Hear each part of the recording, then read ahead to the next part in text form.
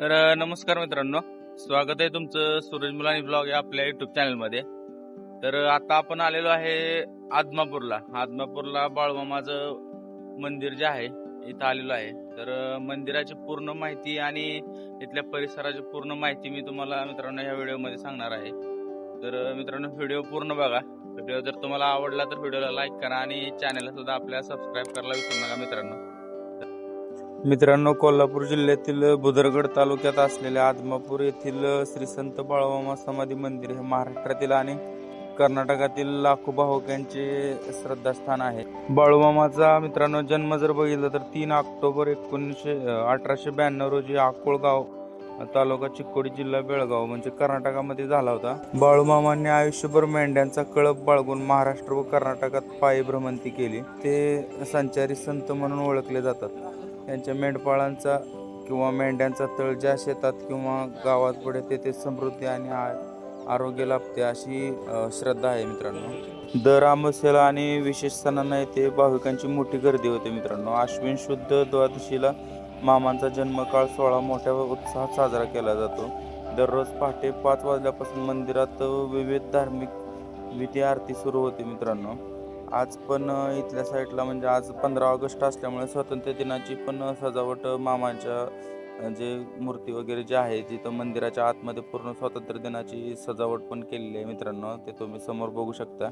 मंदिराच्या बाहेर आल्यानंतर मंदिराच्या उजव्या साईडला दत्ताचे मंदिर आहे मित्रांनो. तर दत्ताच्या मंदिराचं दर्शन घेऊन इथं भंडारा वगैरे आपल्याला लावला जातो. बाळूमामाच्या मंदिराचे सर्वात मोठे वैशिष्ट्य म्हणजे त्यांच्या मेंढ्या आहेत मित्रांनो. बाळूमामा सांगायचे, माझ्या मेंढ्या जेथे पाऊल ठेवतील तिथे समृद्धी येईल. आजही आदमापूर मंदिरात बाळूमामाच्या मूळ मेंढ्यांच्या वंशावळीतील मेंढ्यांचे दर्शन घेण्यासाठी अलोट गर्दी होते. या मेंढ्यांची सेवा करणे म्हणजे थेट बाळूमामाची सेवा करणे अशी भाविकांची श्रद्धा आहे मित्रांनो. आदमापुराच्या मंदिराची वैशिष्ट्ये सांगायची झाली तर हे मंदिर जे आहे ते संगमरवरी दगडामध्ये अत्यंत भव्य व देखण्या रूपात बांधलेले आहे. मंदिराचे शिखर मोठ्या मराठा व गुर्जर स्थापत्य शैलीचा सुंदर मिलाप जो आहे तो दर्शवत आहे. गर्भगृहात जर बघितलं मित्रांनो तर श्री संत बाळूमामाची प्रसन्न अशी संगमरवरी मूर्ती जी आहे ती आपल्याला बघायला भेटते व त्यांची समाधी आहे. मूर्तीच्या एका बाजूला सद्गुरू मुळे महाराज आणि दुसऱ्या बाजूला जर बघितलं तर विठ्ठल रुक्मिणीच्या मूर्ती आहेत.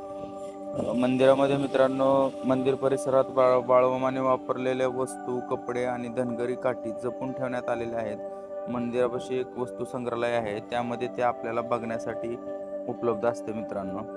तर अन्नछत्र जर बघितलं तर मित्रांनो मंदिराच्या दररोज येणाऱ्या हजारो भाविकांसाठी महाप्रसादाची सोय केली जाते मित्रांनो. तर या ठिकाणी इकडच्या साईडला जर बघितलं तर पिंपळाचा पार जे आहे ते आपल्याला बघायला भेटतो. पिंपळाचा पाराची विषयी म्हणजे नाणे चिटकवण्याची श्रद्धा आहे. मंदिराच्या प्रांगणातच पिंपळाच्या झाडावर पार आहे. तेथील भिंतीवर नाणे चिटकल्यास इच्छित मनोकामना पूर्ण होते अशी भाविकांची श्रद्धा आहे. तर त्यामुळेच आम्ही पण इथं नाणे चिटकवण्याचा प्रयत्न केलेला आहे मित्रांनो. बाळूमामाच्या मंदिराची जी पूर्ण माहिती मी तुम्हाला या व्हिडिओमध्ये सांगितलेली आहे. तर व्हिडिओ कसा वाटला हे मला तुम्ही कमेंटमध्ये सांगा. व्हिडिओ जर तुम्हाला आवडला तर व्हिडिओला लाईक करा आणि चॅनलला सुद्धा आपल्याला सबस्क्राईब करायला विसरू नका मित्रांनो. तर ठीक आहे, मग भेटूया अशाच एखाद्या माहितीपूर्ण व्हिडिओमध्ये. तोपर्यंत धन्यवाद.